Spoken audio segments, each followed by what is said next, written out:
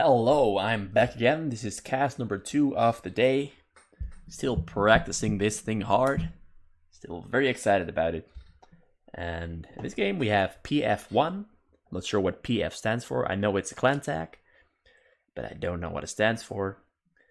I hope 1 is his entire username, because it's pretty cool to just have a single letter, in this case a number, as your username. He's playing the Protoss, the purple Protoss at spot number 11.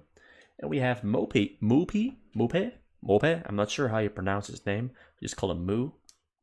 It's way easier because I'm not sure how you pronounce the pay. And he's playing the Red Zerg on spot number 12. Sending his Overlord out onto the hill. Get a nice little bit of vision there. And PF1 starts a pylon at, I think he started at 7-9, or yeah, he started at 7-9. Starts a gas. That's a very, very early gas. And yeah, let's see what he's up to. MooPae decides not to choke. I'm surprised to see what he's going to do without a choke. I've seen Koreans not go for a choke more often than you would see Western top level players not go for a choke. Actually, Western top level players never not choke. And there is, let me see what that is. Let me get the replay thing out of the way. Yep, there is. It's a pull. Now we can see a production tab too. He adds the gas right after the pull. It's almost as if he knows what PF1 is doing. PF1 started the gateway, adds another gateway, and a cybernetics core, and another gateway. He is going for Dragoons, undoubtedly. And my gut tells me that PF1 knows Moo's habits, how he likes to build. He probably knows that Moo doesn't choke with Zerg. And I assume they picked Protoss and Zerg at the start of the game, instead of going random versus random. And there's 4 Zerglings being produced. Second hatchery is halfway through. Now there's 6 Zerglings being produced. He is starting his upgrade. Yep, there's the Zergling speed upgrade. And PF1 knows exactly what MooPae is doing. MooPae now adds another hatchery, a total of 3 extra hatcheries, 4 hatchery pump on 4 Zerglings. He's making 2 more drones. Zergling speed is almost halfway through. And now there are Zealots being produced by PF1. He has started a forge. He's also started the robotics facility. Another nice little pylon placed over there. And a cannon has been started right behind this little nice wall of Zealots. A forge and a cybernetics core. The pylon is starting to die in his choke. And he has to start a pylon quickly, or it's going to get Psy-stuck himself. And he sends a Zealot out. He doesn't micro the Zergling in time. And he surrounds the Zealot. And he escapes with the Zealot. And he tries to catch the Zealot again. The Zealot kills another Zergling really nicely. Another Zergling also dies. He's microing this Zealot really well. Almost gets all 4 Zerglings killed with a single Zealot. And the pylon does. Yes, the pylon dies before the Dragoons can kill the Zerglings. Pulls the Zergling back into his base, and meanwhile in his base he has started a Hydralisk den, has added another gas. He's now on 2 gas, and these Dragoons are gonna come in and try to harass Moo. And how much damage will he be able to do? Probably not much, because a lot of Speedlings have just popped out, and a bunch more Speedlings are about to pop out. Hydralisk speed has started. He's microing his Dragoons pretty well. The Zerglings keep dying. Zerglings die again. And not a single one of his units has... Oh, this Dragoon is about to die. No, he managed to sell... Oh, yes. It dies anyway. Like, he microed it so well. And then at the end, he makes a little mistake. And the Dragoon dies anyway. Meanwhile, PF1 has finished his shuttle. He's added a support bay. Support bay is about to... he hasn't started a Reaver yet. He's sitting making a citadel of a dune. MooPae is trying to harass these units here, draw them out into his base and kill them. Meanwhile, Hydralisks have finished up. 4 more Hydralisks are in production. PF1 is making a Reaver now. He's adding a little bit more gateways. He's on 6 gateways once they finish. And MooPae is still trying to find an opening to kill and surround these Zealots and Dragoons. But PF1 is always on his toes and always responds just in time and correctly, manages to protect them. Here are the Hydralisks. Hydralisk range is now upgrading. Zealot lags are upgrading for PF1. And we are now starting an onslaught. MooPae catches a single Zealot and deals a little bit of damage to another couple of Zealots. PF1 has a Reaver out, and he drops the Reaver. The Reaver kills some Zerglings, and he picks the Reaver back up, and MooPae decides to pull back because he cannot fight against this Reaver. And he spreads his units out.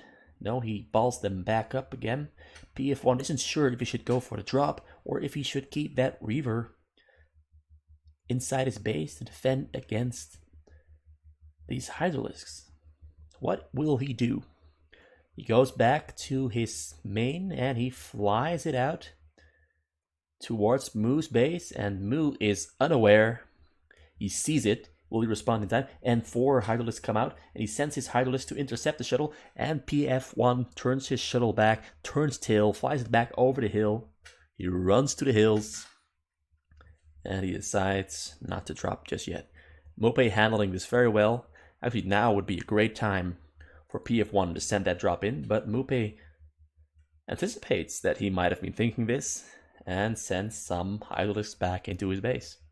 MooPae is handling this really well for not choking his entrance, and he's splitting his units up around the map, some on the middle, some in his base, and he's going to try and surround these Zealots and Dragoons of PF1. And yes, he sends and he goes for the pincer move, and he catches the shuttle out, and the shuttle doesn't get to drop the Reavers.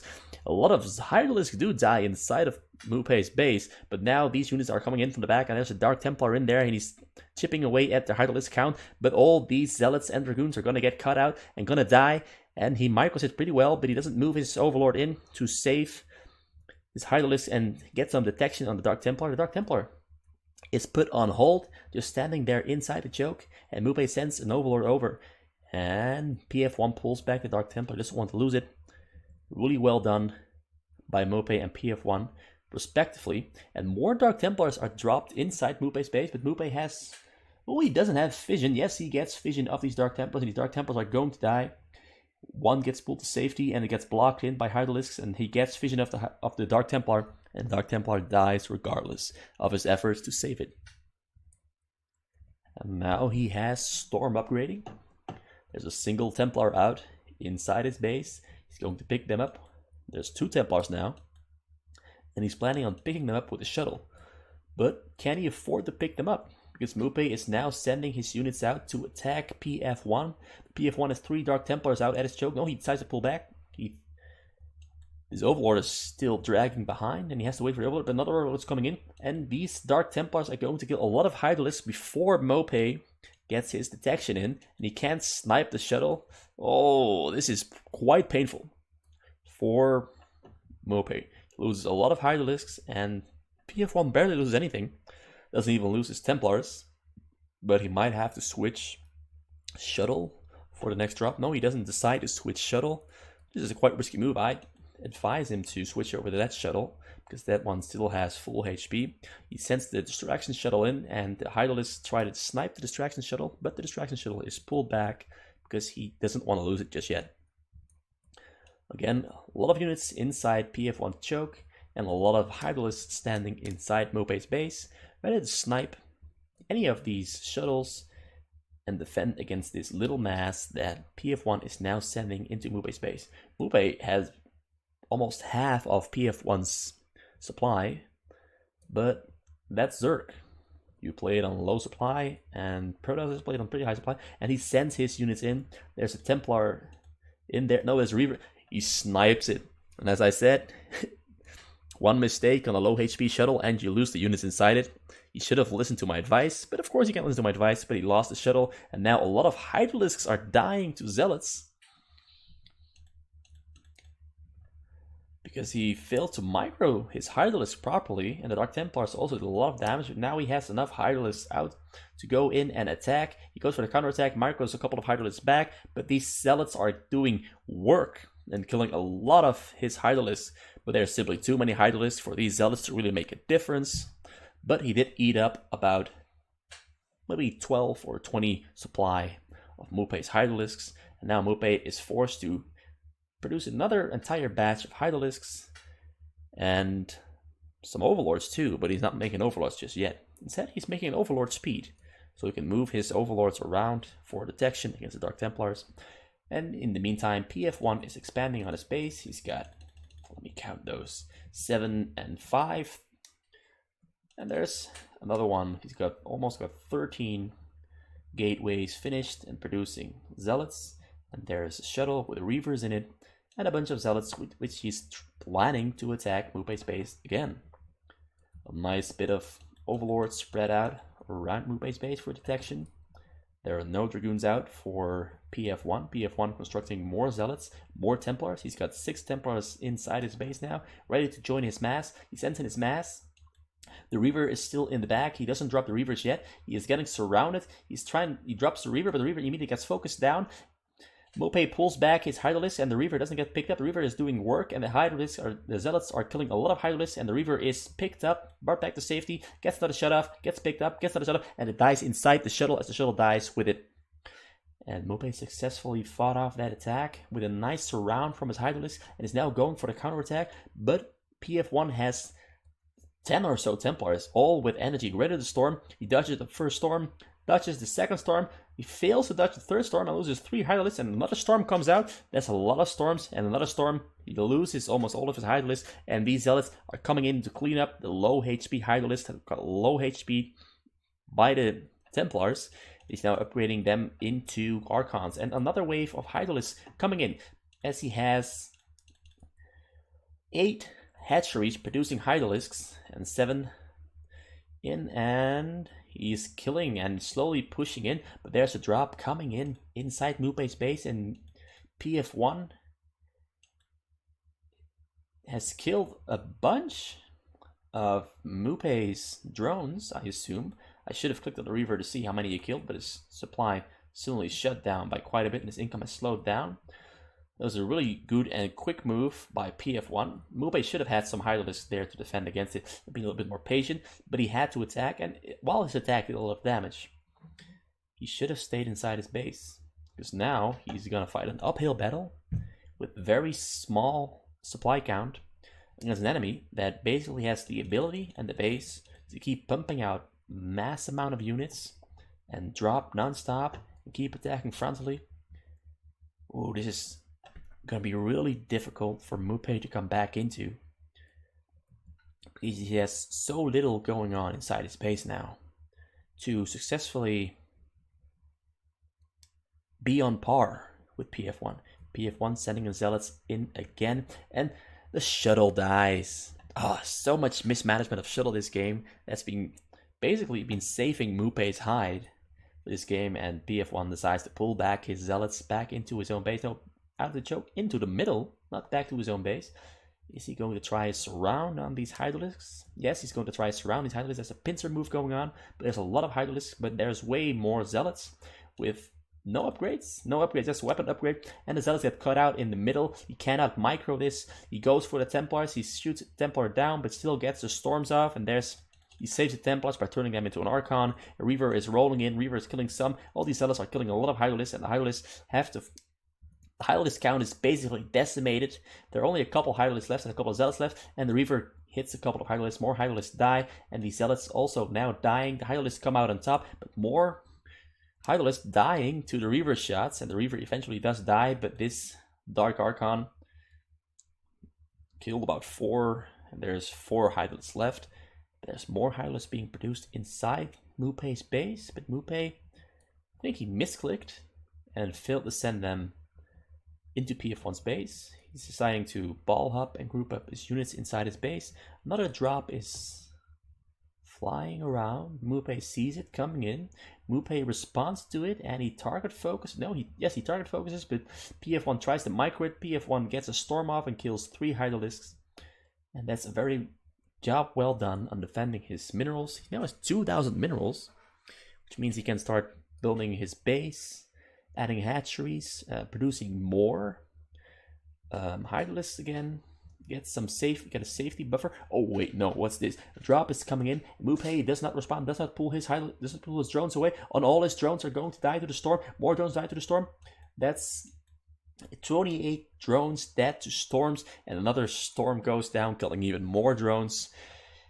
Oh, and that's what happens when you misposition your Hydralisks in the wrong spot inside your base, when you know the enemy is going to drop you at some point eventually, and when you don't hotkey your drones. This is a perfect example of why you should hotkey your drones so you can immediately send them to safety somewhere else and save your production, your income.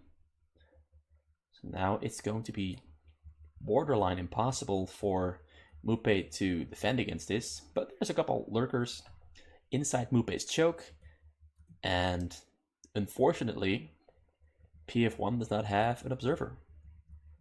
He does have the observer tech, and the observers are inside his base, but he has to pull his observers up, which gives MooPae a little bit of time to produce more drones to put back onto his minerals so he can get income back in check. MooPae moves in, kills the Reaver, but loses 6 Hydralisks in the process. And the observers come in. He can now see the lurkers and he sends his units in to attack. He loses the Reaver to 2 Hydralisks.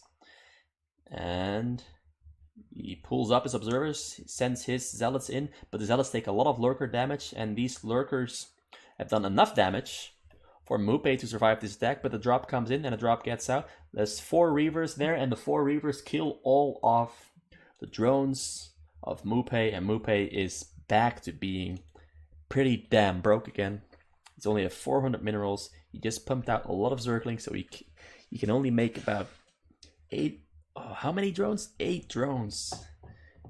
This is actually the point where I would say, GG, the game is over. It's impossible to come back from this. And it should only take a single attack more from PF1 to finish MooPae off. MooPae has 17 minerals now. He has to put his drones onto his minerals. You should pull these drones off of the gas if he wants any chance of surviving this one and making it a comeback. But I don't think he's got it in him to make a comeback at all. He's so far behind. 74 supply against 176. He basically gets Flame Horizoned on a supply count and here comes the final attack. There's 4 Reavers being dropped by shuttles. There's observers there, and he's trying to attack and defend this, but these Reavers are just killing so many Hydralisks, and the lurkers are trying to fight but not doing enough damage. These Templars are going to storm. No, the Templars don't storm. Yes, the Templar storms, but only hits a single lurker and a single Hydralisk. MooPae tries to micro it, but he doesn't have enough production or enough units to even hold off his attack against 2 weapon upgraded Dragoons, 3 Reavers, Templar, and he pulls back to his Sunkens, but he only has 4 Hydralisks among his Sunkens. More Hydralisks coming out. He's got a total of 13 Hydralisks inside his base.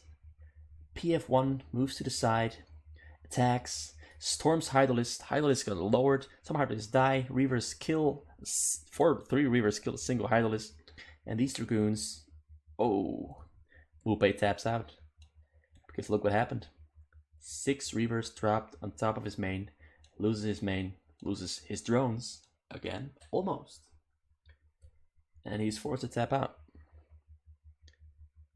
It was a very exciting game, and I'll admit they weren't playing the smartest game, because like a lot of these things that they did, many other players would disagree with doing all of these things.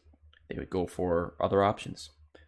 But nonetheless, it was a very exciting game. A lot of back and forth going on, and also a lot of mistakes, positional mistakes mostly, of placing units in places where they shouldn't be, when you should have them in locations where they should be.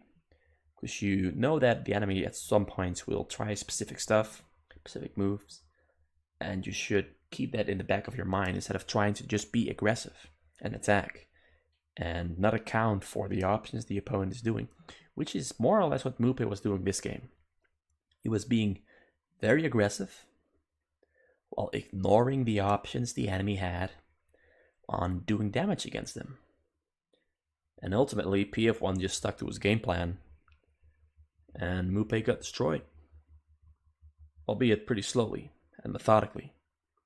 Back and forth-ish. With a lot of nice micro, a lot of nice fighting.